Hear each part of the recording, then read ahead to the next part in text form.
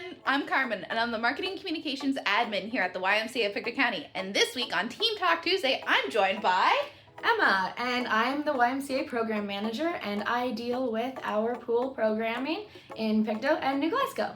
How exciting! And today we're talking about the pool and how the pool works. All right, let's go! I guess we're going. Carmen told me earlier that you guys had questions about how the pool mechanics and filtration works, so we're gonna go take a tour. All right, welcome back. First things first, we need to filter out any large solid particles from the water before it enters the rest of our filtration system. This is done in two ways. One, we have these skimmers. That'll take out anything that floats, like hair. The other thing we have is grates at the bottom of the pool. Those pick up anything that sinks, like Band-Aids. But wait, there's more. If all else fails, we put in robot vacuums at the end of the night to pick up anything that the filtration system might have missed.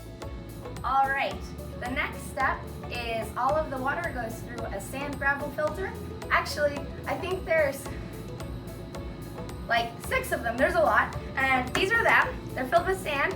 Water goes through, and that takes out any smaller solid particles. Hey, look, there's the other ones. So each pool, the leisure pool, the 25-meter pool, and the hot tub has its own set of filtration systems. So basically, there's 1 or 2 for each pool depending on its size. So the next step is chlorine is added to the water in the pipes. That happens through a puck system inside this room, which is locked for safety reasons. But wait, there's even more. Down here, we gotta wash our head. You can see all the pipes that connect to all the pools. All right, so these are our UV filtration. The water, when it's done being chlorinated, it goes through UV lights that zap the water and get rid of any tougher viruses that could, potentially go through chlorine. So our pool is pretty special. Not every pool has this system, which is why our water quality here seems to be really good. All right, the rest of this room houses a lot of pipes, motors that run the pool system, and also all of the fun features that we have. Hey Carmen, have you ever played in the lazy river? Yes, I have. Okay, awesome. So you know what I'm talking about. So over here are the panels that control all of the spray features for the leisure pool. Wow. Yeah, and as we get closer to the end, we have basically things that are right below the hot tub. Okay, Carmen, enough with the basement. Let's go back upstairs. All right, it was really hot down there. And speaking of hot, these are feeders, which help regulate pool chemistry and temperature. Each pool has its own system and its own separate water supply and different set points for temperature and chlorine levels based on its needs and requirements.